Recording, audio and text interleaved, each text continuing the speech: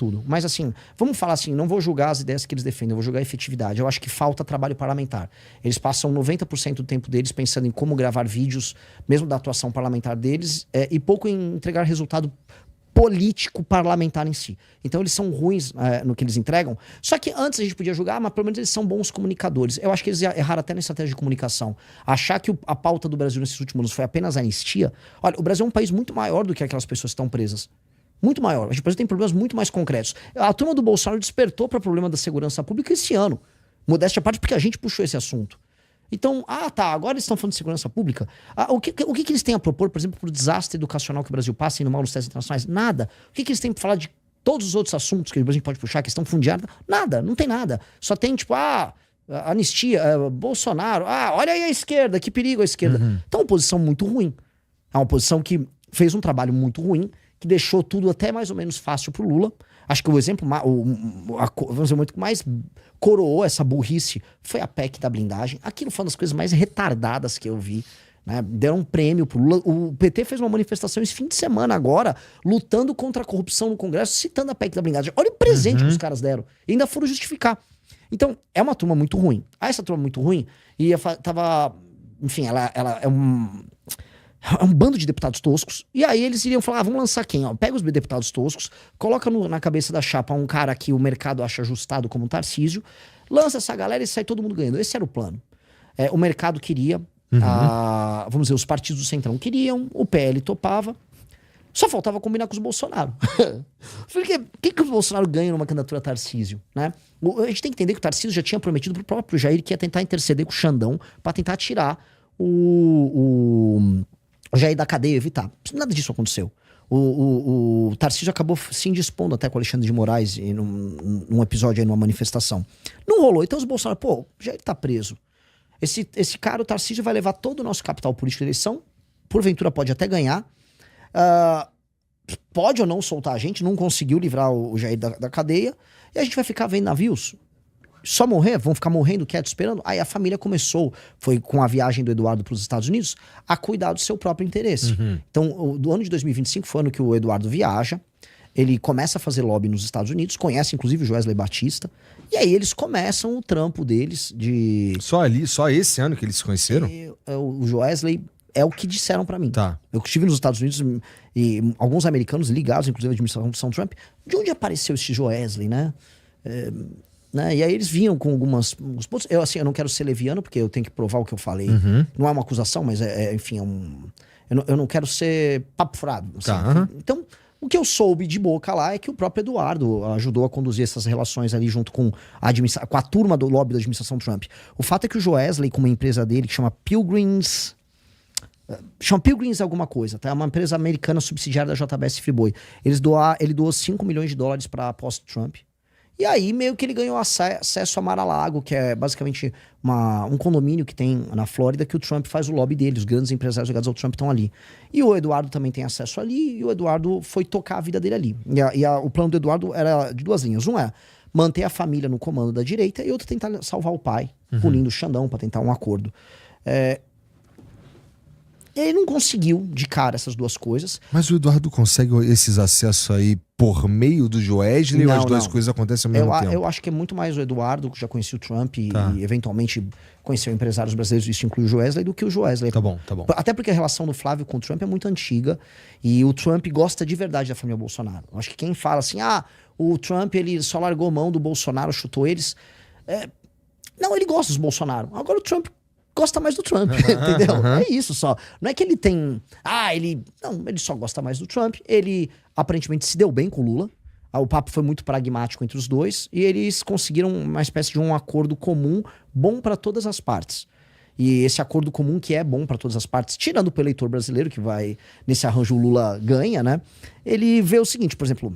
O Trump, ele pode ver terras raras. Ele... colocou o Lula para interceder na questão venezuelana com Maduro. O Joesley virou o rei do lobby brasileiro lá. É só o pessoal procurar no Google aí. O Joesley, ele foi de jatinho até Caracas, com o espaço aéreo venezuelano fechado, negociar uma saída do governo do Maduro em nome do Lula e do Trump. E para o Joesley ter feito isso em nome do Lula também é porque o Lula topou. Então fazia parte de um acordo Lula-Trump. E isso aqui, novamente, não é opinião minha, isso é só a galera dar um Google. Como é que pode? Qual a moral do Joesley? Com o espaço aéreo venezuelano fechado, foi lá negociar e tal. Dizem, aí assim, alguns interlocutores nos Estados Unidos, que o Joesley também falou com os próprios Bolsonaro, pô, não é ruim a ideia do Flávio sair e tal, né? Vamos... ajuste as peças aí, que o jogo fica bom, é bom pro Lula. O Lula sai ganhando, negociando com o Trump, fechando pra ele uma parceria, aí, resolução da crise tarifária, mostrando pro Brasil, olha, eu sei negociar, fiquei de cabeça erguida e resolvi, e ainda ganha um Flávio Bolsonaro candidato, destruindo a candidatura Tarcísio, que era, naquele momento, uma candidatura que poderia derrotá-lo. O Flávio Bolsonaro vai aos Estados Unidos, se encontra com o irmão, inclusive, nesse ínter, acho que foi pra lá umas 3, 4 semanas atrás. Então, as datas todas vão batendo, e um acordo vai fechando. Então eu falei, os Bolsonaro ganharam uma semi-anistia, que foi agora a dosimetria, ganharam uma candidatura Flávio, que é bom, porque, lembremos, o plano da família era tentar resolver o pai e manter a liderança da direita. Já falei que o Lula ganha, já falei que o Trump ganha nessa história. O STF, com base nisso, sai a Magnitsky, saiu essa pressão em cima do colo deles. Joesley fica bom no lobby com o Brasil, com os Estados Unidos, com todo mundo. Aí você fala, quem se deu mal? O Tarcísio se deu mal e a população brasileira, porque meio que tá tendo meio que um jogo de cartas marcadas sendo tocado em Washington e Brasília, envolvendo as eleições brasileiras. E aí entra aquilo que você falou. Teve muita gente do PT comemorando que o Flávio seria o candidato. E tem muita gente trabalhando para que o Flávio seja candidato. Isso é verdade. Uma das coisas que o PT tá fazendo, não só o PT, o STF tá fazendo para garantir a candidatura a Flávio, é desconstruir o Centrão. O Centrão é a base da candidatura do Tarcísio. O Tarcísio é um candidato do Centrão. E a Folha de São Paulo hoje fez uma matéria muito feliz nesse sentido, que ela mostra assim, quem são os possíveis candidatos de terceira via. Tinha um Aécio, que eu não entendi nada. Realmente essa é a parte ruim da matéria, porque não faz sentido o Aécio terceira via de nada. Tinha eu e tinha o Tarcísio. O Tarcísio já sendo colocado pela Folha, não como um bolsonarista, mas como uma terceira via. Né? Que é um caminho que agora ele quer, porque ele foi meio que... Né?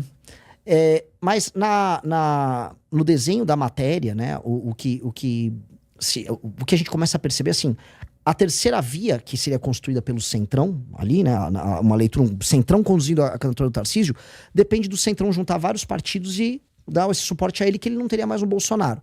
Pois bem, a partir do momento que começa a sair operações como saiu na última sexta-feira, atacando o Centrão, e a última operação, essa operação de sexta, é uma operação voltada em emendas, que é uma coisa que o Flávio Dino meio que estava prometendo fazer, e parece que há provas contundentes com um monte de gente. Porque é óbvio, achar que parlamentar não rouba essas emendas do orçamento secreto. Você começa a quebrar os caras do Centrão. Eu citei agora há pouco, quando eu falava do Vorcaro, tanto o Ciro Nogueira quanto o Antônio de Rueda, que é do União e do PP. Eles são os articuladores principais da candidatura do Tarcísio e estão todos encalacrados com esse lance do Banco Master. Então, se a gente põe no papel, os fiadores da candidatura do Tarcísio estão tudo machucado. Então o Lula meio que assim, uma hora o Flávio tá empoderado, outra hora o Tarcísio tá machucado, e ele vai jogando o Tarcísio, jogando um xadrez eficaz. E aí a gente tem que reconhecer, o Lula, nosso adversário político mais óbvio, cara, esses caras não ganharam todas as eleições à toa. Eles estão jogando um jogo de adulto, enquanto o outro lado tá jogando um jogo de criança. Eles são muito mais habilidosos e, até certo ponto, profissionais, né? O que a gente precisaria de um outro lado muito profissional também para que haja ali um equilíbrio, né? Porque senão esses caras vão dominar o jogo o tempo inteiro. E aí tem gente na população que acha que isso é bom, tem gente que acha que é ruim, e tem gente que tá olhando e pensando que, putz, como eu, por exemplo, eu fico assim, cara, isso aqui é perigoso. Qual é o perigo? O perigo é um jogo que é dominado o tempo inteiro por que só quem manja as regras pra valer e as usa, porque o PT, a sensação que eu tenho, e que o Lula, eles jogam com a regra debaixo do braço, entendeu? Eles sabem exatamente o que eles estão fazendo o tempo inteiro.